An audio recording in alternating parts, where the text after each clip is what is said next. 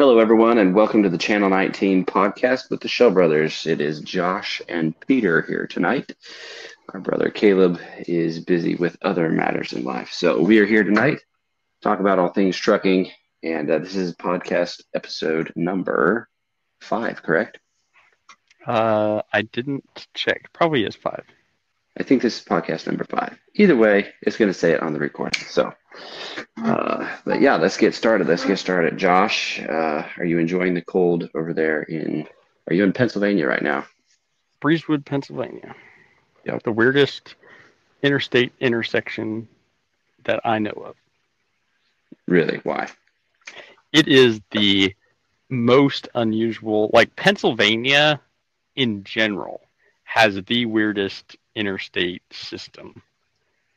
Just because they have the I-70 and I-76 are toll roads.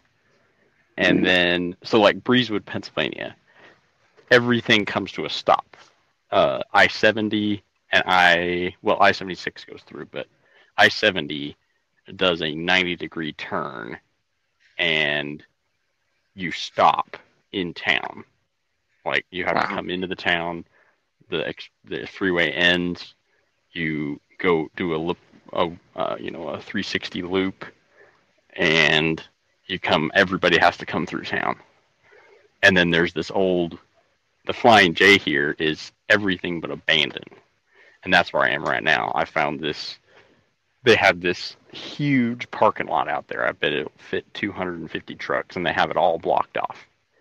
But I found this little spot up on the hill that I can park, and nobody dares to come up here. So it's this was actually the first truck stop that I ever slept in a truck. So it's kind of lots of memories here. But anyway. That was your first truck stop you've ever... Okay, when you were working for Melton. Mm-hmm. Yeah, we came through here as the first stop. Nice. Yep. Very nice. I've been here many times since then. And what's the temperature there right now? It is 11 degrees. Okay. It is, let's see. I don't know how cold it is here. All I know is it is just cold. I want to say it's around 15 or so. Yeah. And I'll tell you right now, I'm ready to go back south. We were in Biloxi. Mississippi the last 2 days, and it was probably 50 or 60 down there. And it was very, very nice. So, Anyway, so it's funny. Josh, it's cold up. Oh, go ahead. Oh, no, go ahead. I just noticed I was down in North Carolina and even Virginia. It's pretty balmy. Yeah. And it's weird. It's cold up here and it's cold down there. It's weird. Huh. Yeah. I don't know. It's all I know is if you go far enough south, like Miami and Caribbean, it just stays warm. So that's interesting. Yeah. Anyway, so you got any good stories for us this week? Yeah, so I've been saving up for the last month or whatever. My main story for today is when I first started learning to drive. I was very blessed to have connections.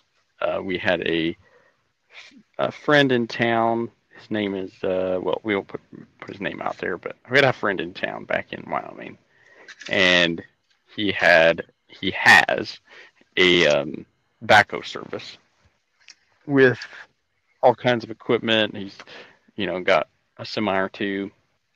Anyway, he has an International 9300 and a day cab.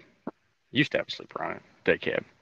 That he used to pull around his excavators and stuff, and he offered to give me some driving experience, teach me how to drive manual, of course, and basically did it for free. I think I paid him. He wouldn't have asked for anything, but I probably ended up paying him $300, and I learned how to drive and took the test in his truck. So very nice. Anyway, so the first day I rode with him, we rode bobtail first time maybe. Now let me think. No, I think it was the first time I ever got behind the wheel. We were out. It was middle of winter. I think it was January. Yeah, it was January. So snow everywhere. Basically, everywhere you drive is a sheet of packed snow. There is no pavement anywhere. Um, so that's what I learned to drive on. And that day, he had the lowboy on, and we were headed out. We headed out to Glendo to this what do you call it, gravel pit, where he had his excavator out there. He was picking up boulders or something. Anyway, so we were bringing it back to the shop, and so we went down in the pit and everything. And he put it on. We got it out of there, and then he threw me behind the wheel, and that was the pretty much the first time actually driving a semi. I was pulling a oversized load, 85,000 pound excavator, and yeah, it was exciting for sure. We didn't That's a, crack that's a, anything up. yeah, that's impressive for a first time. I think my first time was a little single axle T800 bobtail. Bobtail, nothing behind it. Nice. Now I did. Did I practice? I think after that I used Mr. Corbett's bob single axle bobtail. Well, I actually used Oh his yeah, our gooseneck, neighbor, but I yeah. used his. Um, that was Yeah, man. nice, a He little had bit an of old experience there. FLD Freightliner, didn't he? Mm-hmm. Yep. Yeah, yep. That was our neighbor growing up. Oh, good, good. Yep. That's a big contrast. And what did you say what transmission he had in that one? It was a 13 speed. It was a 13. Okay. Yeah, yeah. Mm. Yeah, I It learned was a on nice rig. yeah. Was it this? It was older than ours, isn't it? I think it's about the same year. Our international. Okay. Everything is pretty much identical to that. Hmm. That's Yep. awesome. That's awesome. So what other stories do you have? Well, let's see. In the last, since we've been on last, I've been here and there and everywhere. Had we been to? Yeah. Since the last podcast, I have been. I think the last podcast was before Christmas, wasn't it? Oh wow, yeah, I So think it was. yeah. So I've been to yeah. We was out in Kansas. That's when the last one was. So from Yeah. Kansas, I've been all the way up to uh, Fargo, North Dakota, actually north of that. Um, and Grand then, Forks. yeah, Grand Forks, almost to Canada, and then hopped on down to Georgia. I wish we could do that all the time, but then we got stuck on the old East Coast runs. We're trying to break out of the mold. It takes a little bit, but we'll get there. Anyway, so been up and down there. That was some good running. Definitely been finding some good rates since since Christmas, Yeah. and thankful for that. Um, I would say I've been doing what we have changed in the strategy is we've been booking loads 2 to 3 loads ahead, and it's really nice.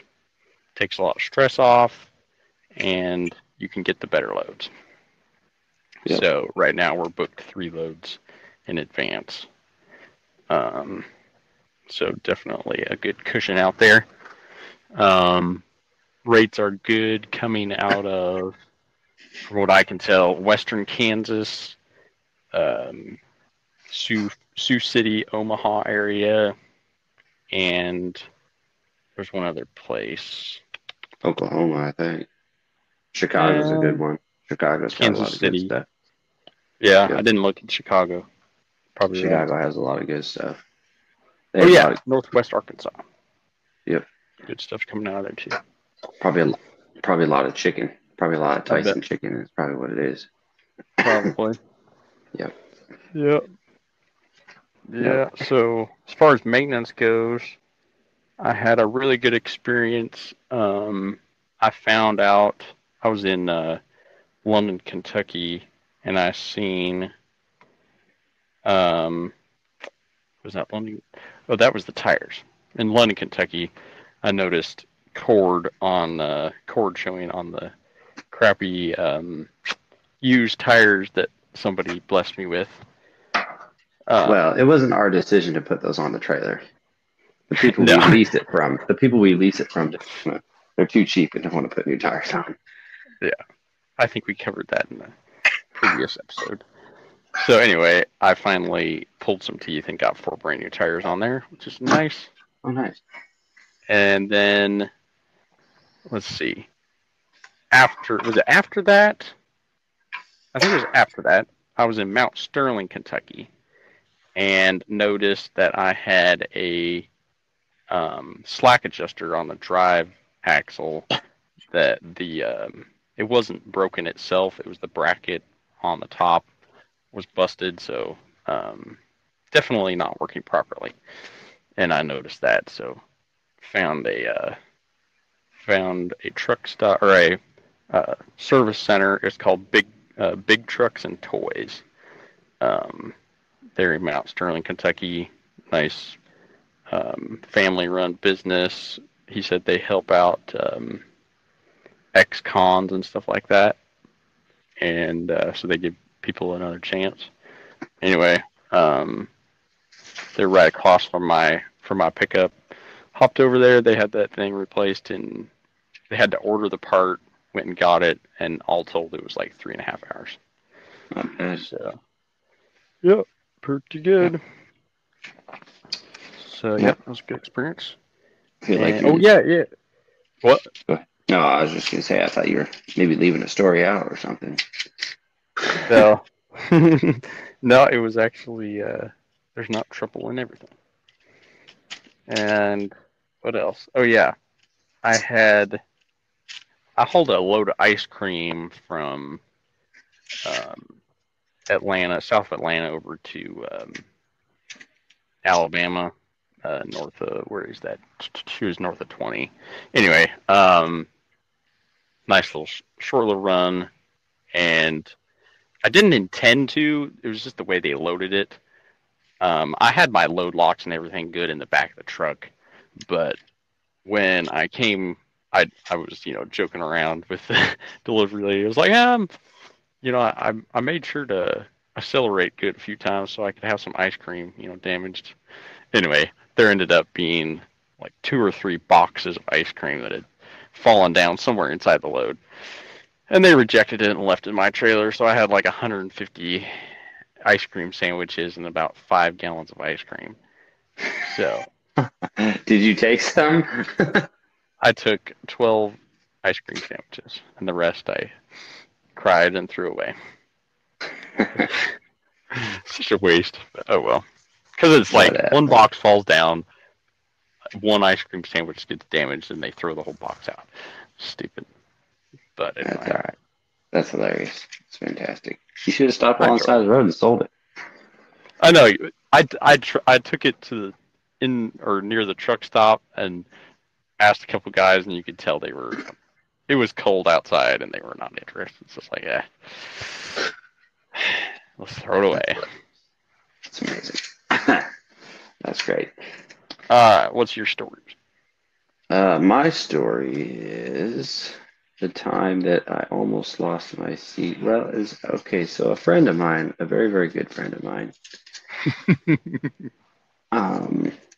he had just gotten his CDL and did not have a lot of driving experience and started driving a semi hauling Jet A fuel in a T600.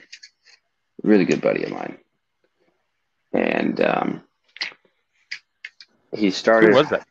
Do I know him? Well, no, you don't know him. You don't know him. Okay. Well, you might know him. Anyway, so this good buddy of mine, he goes out for his first load, and no, not his first load. Actually, his first load. Excuse me.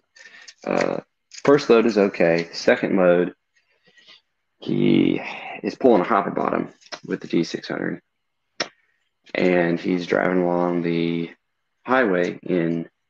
Oh wait, no, that wasn't him. That was me. That was me actually. I was driving along the highway outside of Bastrop, Louisiana, headed down to South Louisiana. I was coming through Bastrop. And I decided to pull off the side of the road. It's a 4-lane highway separated, and I decided to pull off the side of the road. This is in January. And I pull off the side of the road, and I promptly get stuck and ended up having to pay a $300 record fee to come pull me out. Anyway, back to my good buddy. He was also driving a T600, and this was a little bit later, and they were getting ready to go down to an airport and to haul the jet fuel to. And to load it, you had to load it out of a big bulk tank, and you would just open one of the hatches, and it was I want to say it was like a 6,000 gallon, either like 5,500 gallon or 6,000 gallon tanker. And so the whole thing was all connected. There was not separate. Oh wait, yeah, there were separate tanks. There was 4 separate tanks in the trailer, and I had all the tanks full except for the back one. And I think it was the back one, or my buddy did, my good buddy. And so just blew your cover. Yeah. Okay, good. I just had a coughing fit. I apologize about that. I'm kind of sick. So anyway, I decided I was filling it up, and you had to fill it up with this 1.5-inch fuel hose, and you put it through the top. You just feed it through the top of the manhole cover. I had all of them full except for the back one. And I left it running to go do some other stuff because I knew it was going to take a while. Well, anyway, I left it running a little bit too long. And that bath, anybody that's ever hauled a tanker, that bath up on top, that's however, like 8 inches deep, 10 inches deep, runs the entire length of the trailer. It was full. It was run over. It was full. And it was deeper towards the back because the tongue of the trailer, was up on the truck. So it was slightly elevated. So the back of it was full, and it was just kind of leaking out the ladder on the back. I shut it off. The gravel around it is just soaked with Jet A. And I'm sitting here and going like, I don't know what to do because I can't just easily, we're talking a couple 100 gallons of Jet A up in the top of this tub in this bath on top. And I'm like, I have no idea what to do.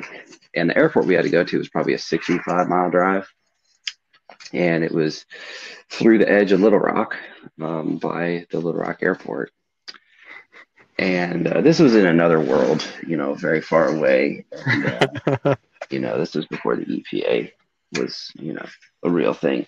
Anyway, and I think this was actually a vision that I had one night. I don't think this actually happened, but in my vision, I was sitting there and I'm like, well, we can't scoop it out. We can't suck it out and put it back in the tank. And we were getting ready to go. And they had a loader truck with a conveyor belt behind it, for loading like dry fertilizers and stuff like that. And then we had me and the semi with the tanker, and then we had a pickup with a box trailer behind it. So I told the guy in the pickup, I said, look, I said, you get behind me, and I said, you ride my butt. I said, don't you dare let anybody get behind me. We take off. We turn out onto the 2-lane highway, and I just see this slosh flop out of the trailer onto the road.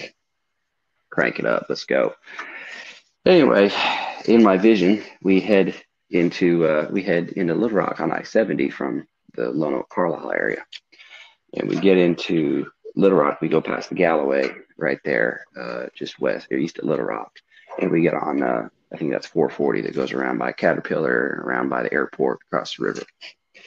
Well, just before you get to the Caterpillar plant there in North Little Rock, on 440, there's it's kind of swampland there. And there's a lot of bridges and stuff you go over. Well, anyway, I think they fixed it now, but those bridges were extremely rough and bumpy. And when I went across it, there was this massive, just I look in my mirrors. This is in a vision, of course, and just this big old just rain of Jet A on the highway. And I just was like, well, we ain't gonna look. We're just gonna keep rolling. What are we gonna do now? And we keep going. I go around, I go by the airport, and then I take the highway south, like I'm headed to Pine Bluff. And as you head south out of Little Rock, there it's 2-lane, or it's a regular interstate, 2 on each side, and you're going up the hill. And I'm going up the hill, and this garbage dumpster truck flies up next to me and is like waving his hands and all this kind of stuff, trying to holler at me on the radio. Well, I didn't have a CB. I mean, this is a Vision, so I didn't have no CB in the truck. And I'm just looking at him like, who, playing dumb. And he's like freaking out. Anyway, there's an exit over the hill, and he gets up ahead of me, and he goes off the exit. And I just keep on trucking because I ain't going off that exit. I'm going to the Sheridan Airport down there. And anyway, as we go past, he's getting off the interstate, and I'm still trucking along. We just like met eyes, and he's just dumbfounded looking at me, just like, this dude's insane. And it was obviously not. He wasn't far wrong. And it was obviously not water, because I had the hazmat signs and the Jet A, the hazmat signs on the trailer and truck. I mean, in the Vision, of course. And anyway, so I go hauling down there. We turn the corner going towards taking a highway towards Sheridan, and now it's all developed down there. But before, they were clearing the land for development, and they had these massive piles of brush and trees that were probably 50 yards from the road. And I know there probably wasn't really any chance of me blowing up, but thinking that, here I am with a 5,000, 6,000 plus gallon Jet A tanker leaking Jet A out like a sieve, cruising right by gigantic 30-foot open flames. I was a little distraught, and I was like, I am probably going to lose my CDL today. And of course, that was an Vision. That was just a dream that I had. And anyway, uneventfully, we made it to the airport, and I get out once we make it to the airport, and I turn around and I look at the pickup that was driving behind me, and I go up to it, and the whole front of the truck, actually the whole truck really, is just covered in this Jet A. And Jet A, it's kind of like diesel, it's oily. It's a little bit drier than diesel, but so it just sticks all over. And the whole truck was just covered. And then you get inside of it, and anybody who smelled raw Jet A, I mean, it's about as potent as diesel, probably worse, and it stinks.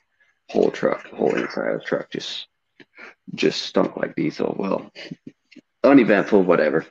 And it was like 4 days later, we actually were going to go there to fly this timber off of there, to fertilize this timber. And the boss goes over, and he's like, "Oh, we gotta vent that trailer. That trailer needs to be vented." So he pulls the cap off one of the vents on the side and pushes the little plunger inside the vent. Well, little did he know that the trailer was very, very full of Jet A, and so was all the vent lines. And so as soon as he cracked that plunger open on the vent line, it just covered him with Jet A. And so anyway, that was one of my first dumb experiences with a truck, especially a tanker. Of course, that was a Vision. That never actually happened in real life, but it'd be pretty crazy if it did, though, right? Yeah, that would be insane. Yeah. So I guess we've both done about the most dangerous thing you can do on your first run.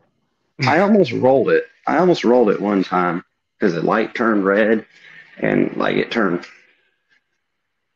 red like very quickly, and I ended up taking a corner. I just ended up like, okay, fine, and turned right, and it ended up, okay, I guess I'm going through town.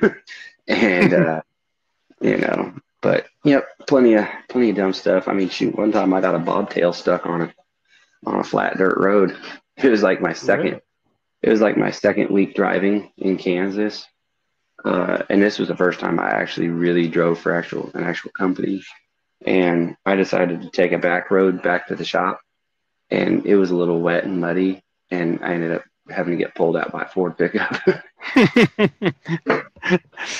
Oh, but nice. Yeah, no, I never really came close to any other big ones. I guess I think on the first or second episode, I told the story about how I ran off the road fully loaded. And did you? Yeah, in Oklahoma. I don't know if you did. I don't know if I told the story or not, but I got my wheels hooked off the edge of the pavement on 2-lane highway in Oklahoma, and I was grossing a full 80,000 pounds with a hopper bottom behind me, and I was talking on the phone, middle of the night, middle of nowhere, Oklahoma, and I'm just cruising along there down in the ditch, and I'm like, oh, please don't let there be a culvert or anything coming up, and there wasn't. And I just kept my speed up about 45, 50 mile an hour, and just cruised back up on the highway and kept going. And I was talking to, our brother Andrew. I was talking to him on the phone, and I said, "Oh, hold on one second." And then about 15 seconds later, I was like, oh, "Okay, I'm here." And then like a week later, I was like, "Yeah, when I said that, I was actually driving in a ditch." He's like, "It sounded like you were." He's like, "But," I was like, "Surely not. Surely he's not doing that." I was like, "Nope, that's what was happening." So, That's hilarious. yep. But yeah, I think that's fantastic. Did you have one more story you wanted to share about this week or anything, Josh? Oh yeah, I forgot. Or a good Maybe on buddy of purpose. yours, I think, might have done it. Yeah, I really felt sorry for him because I was there watching him, kind of close. Yeah. Um, yeah, this buddy of mine, he was, um, He's got a he's got a truck that lot of looks just potential. Yes, yes, he's got a lot of potential. I think he might figure it out one day.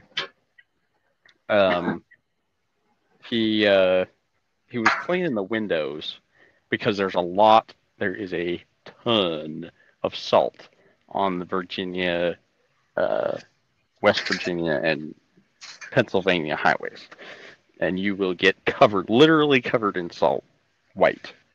this guy Um, would. this guy, he did, and so he decided to go clean the windows. And the best way to clean the windows on a 379 is to open the hood up so that you can stand on the frame or sit on the engine or whatever and clean it. So this guy did that, and he flipped like an idiot. He flipped well, it's not really dumb, but then when you find out how it works, it is dumb. Anyway, he flipped the windshield wipers out, the windshield wiper arms, flipped them out so he could clean the windows. Cleaned the windows, got everything good. He was happy with the way he got it and impressed with how clean the windows were. So he probably got down on the ground and proceeded to close the hood, which, unknown to him, the hood came down on top of both of the windshield wiper arms and broke only one, which was fortunate.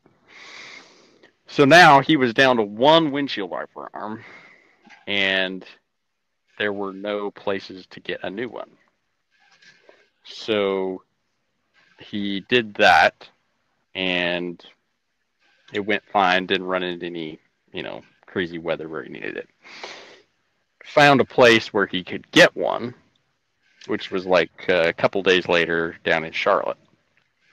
And right, like literally an hour before he left to go get the replacement, he cleaned the windows again. And the dumb idiot did the exact same thing all over again. And busted the last remaining windshield wiper. So he went down, and then he goes to the Peterbilt store, who said they had 3 in stock the day before, and 2 idiots, whoever they were, came in and bought 2 of them. Fortunately, there was one left, so we're right back in the same spot. I'm probably going to grab another one in, this guy, yeah. He's probably going to grab another one in Charlotte when he's in town. So, anyway, I can't believe the stupidity that it takes to do something like that. Yep, some real dumb idiots out there, I know. huh? That's great. Anyway, yeah, I was kind of trying to avoid that, but Hey, there was something I did. What did I do? Excuse me. I'm trying to think. I thought there was something I did when I first started driving. What did I do? I'll have to remember that maybe for next time. But I'm pretty sure there was something that I did that was like extremely stupid. didn't you drag your brakes across the parking lot? Across the parking lot. I did that the other day, helping at the farm. Brakes wouldn't unlock on Wednesday. The brakes wouldn't unlock On the tractor or and the trailer? trailer. So I had to go take the thing and beat on the drums, Nice. and finally broke loose. I'm trying to think. Um, there was something I did. Can't remember what it was. I'll have to remember that. I've done a few dumb things in a truck. Oh yeah, y'all Yeah. have. Yeah. Yep. All right. Well, I think that does it for this week. We've Yeah, got some that's good about all I got. stories. Yeah, good stories. Good stories for sure. All right. And next time Everybody, we will have the legend Caleb on again. amazing. You'll all Sounds be like a plan. back on. Awesome. Thank you, everybody, Well, for listening in. We will see you next time.